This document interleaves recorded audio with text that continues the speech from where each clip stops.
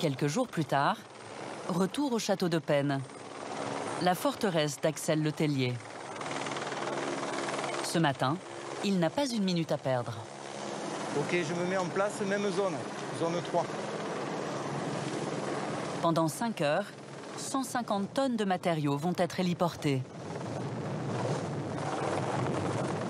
Aujourd'hui, avec son équipe, il s'attaque à un chantier particulièrement délicat.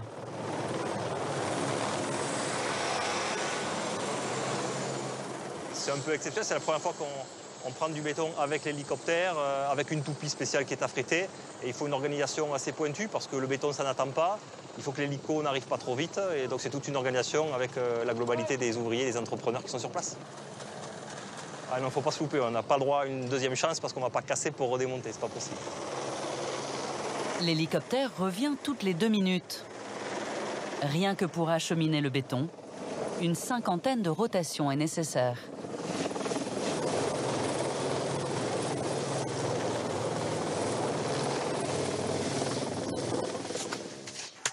Axel restaure un élément essentiel du château, la citerne, située au sommet du donjon.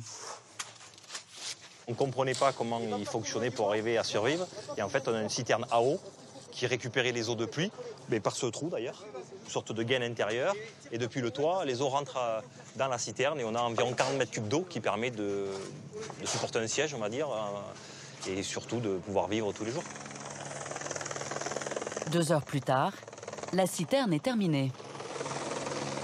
L'héliportage se poursuit sur une autre partie du château. Il y a combien de matériaux encore à livrer ici? Là, il y a un big bag, D'accord.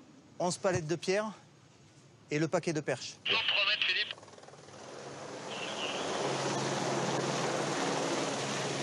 C'est un peu comme un rêve de gamin au final. J'ai toujours pensé au château fort quand j'étais petit. Et en fait, là, c'est au-delà du rêve.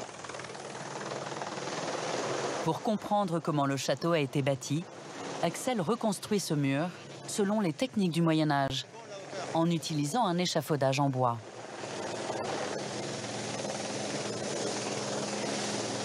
L'hélicoptère et l'échafaudage de façon 13e siècle, c'est assez intéressant à voir ensemble.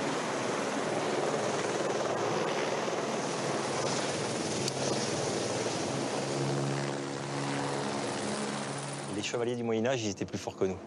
Il faut s'imaginer justement au XIIIe siècle, en train de construire un château comme ça, avec des tours de 25 mètres de haut, avec des bouts d'échafaudage en bois, des mules et une poignée d'hommes. C'est plus simple aujourd'hui. Après plus de 150 rotations, l'hélicoptère quitte le chantier. Il y a 10 ans, les derniers murs menaçaient de s'effondrer.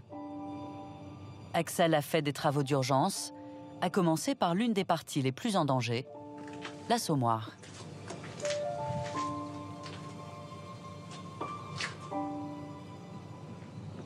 La moitié de la voûte avait disparu, un mur complètement avait été arraché par pillage, comme c'est la tradition dans un château.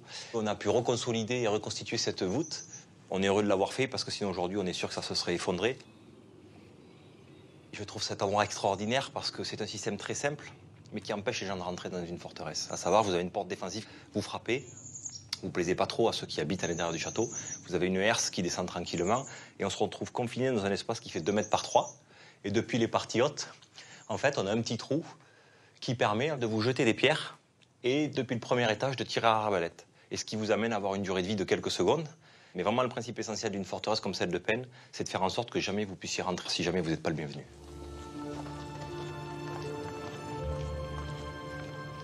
L'idée n'est pas d'en faire le château de la Belle au Bois dormant, c'est plutôt de faire une belle ruine qui accompagne un futur savoir et une éducation vis-à-vis des jeunes, mais pas de reconstruire.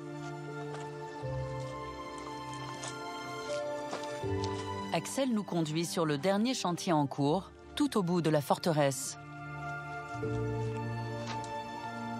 À côté du donjon se dressait la chapelle, le dernier refuge en cas d'attaque. Il lui a fallu 3 ans pour dégager ce mur. La terre arrivait à ce niveau-là et recouvrait la globalité de la chapelle. Pour arriver à comprendre un édifice comme celui-ci où il ne reste pas beaucoup d'élévation, il faut arriver à fermer les yeux.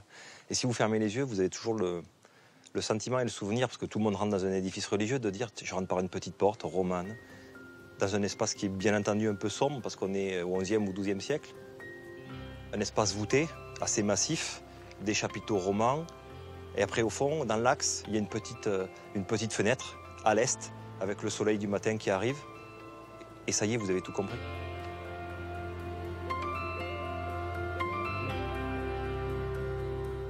Si j'avais un passionné qui, dans quelques années, me disait « Non, mais moi, j'ai une vision extraordinaire pour le site », ça ne me gênerait pas de lui transmettre, parce que l'idée, c'est pas de rester accroché à son château toute sa vie, non, c'est pas du tout l'idée.